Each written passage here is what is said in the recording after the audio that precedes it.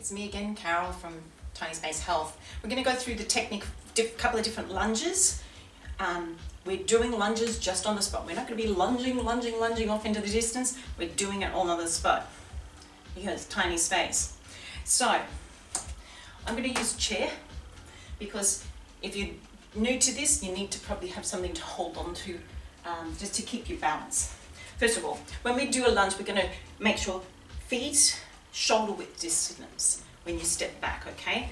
Don't be on this one line. You're not on a balancing beam, okay? Train railway tracks, remember. Okay, so I'm going to show you from the side. So I'm going to put my weight on this one. I'm going to step back. So I step back quite a long way and I'm on my toe on the back leg. Feet shoulder width apart is going to help me with my balance. As you get better at it, you don't need to use that. But for now, use a chair or something to balance with. So as we do it, we're going to try to make sure our body's upright and the weight's evenly distributed between these two legs. As the lunge starts, you bend with your back leg. This leg is coming down, but your body is going to go down and up, as if you're on like a, sorry, what is that? Merry-go-round, pony going down and up. Okay, just try to think you've got something pulling through your head here to keep your head looking forward, so the knee comes there. Now what's really important is that this knee here tracks over these toes at the front. Now you don't want it coming forward, you don't want it to be coming out. It needs to go straight down. So we're coming down here, I'm staying upright and up again. Now, so I'll just show you a little bit of that from straight on. You can see what I'm talking about. So we do the same thing on the other leg, but yeah, you can even that up later. Okay, here, shoulder width apart, stepping back, feet shoulder width apart.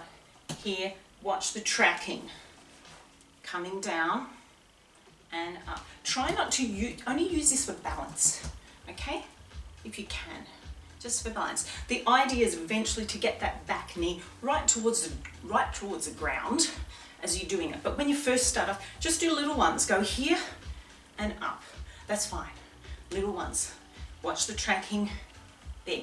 Last thing you want is, which I see a lot of people doing, they'll be going here and the knee comes forward. See how that's coming forward? That is not what you want. You want the knee to be over the ankle. Okay, really important. Talking a lot. All right, if I don't have my trusty chair with me and my balance is not so great when I'm doing this, broom is the other one. Broom or stick, anything like that. Okay, so it goes opposite the leg that's going back. Whoop, I need to come back here so I'm on camera. That's a good idea. So, say this is my stick or my broom. I have it opposite that leg. And I'm going to step back. I'm not going to whack into the thing behind me. That's going to help with my balance. Okay, coming down, watching the tracking, and coming up. Okay, just try a couple of those yourself. Try the other leg. Use your broom. Always put the broom opposite that leg. Here, on the toe on the back leg, leading with the back leg, sinking down, and coming back up. That looks like too easy, hey? Okay, so the other option is obviously to do it without anything at all, hands on the hips, and just doing it like this. But we just be kind to yourself. Use something to balance on it first. Try to pull your hand away from it as you're doing it to get a little bit more balance. But just be nice to yourself. Now, the other thing I'm going to show you is stepping back lunge.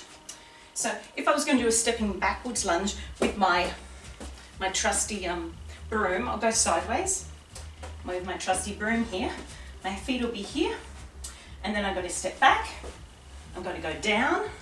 Oops, not leaning forward, am I? Oops. Halfway and back in. Okay, so step back, down, half, and in. Now if you don't want to use the broom, I'm going to try my other leg just to try to even them out a little bit. Step back, down, halfway, and in. And then another one, step back, down, halfway, and in. Now I hope you're not just watching it, I hope you're doing it with me. Please. That's the way. Okay, so the other way we can do it, all the basic techniques are the same, but we're going to do, if I go over here, can still be seen on the camera? My trusty director tells me yes. Excellent. So is a stepping forward lunge. So that's the other one that we can do. So we just, once again, shoulder width apart, stepping forward, big step, come down, halfway, and push back.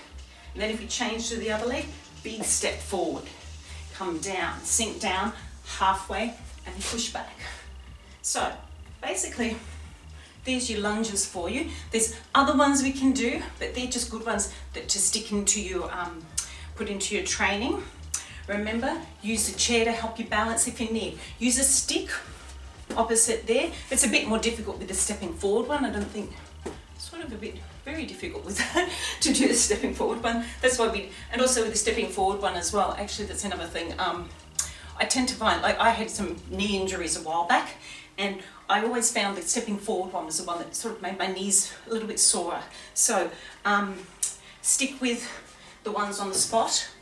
Okay, stick with the spot. If you've got any knee problems, okay, stick with the ones on the spot, or or graduate to the ones going back halfway and in, but just try not to rush them.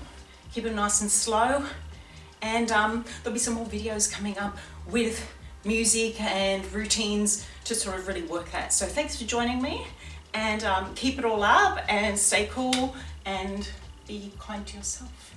See ya.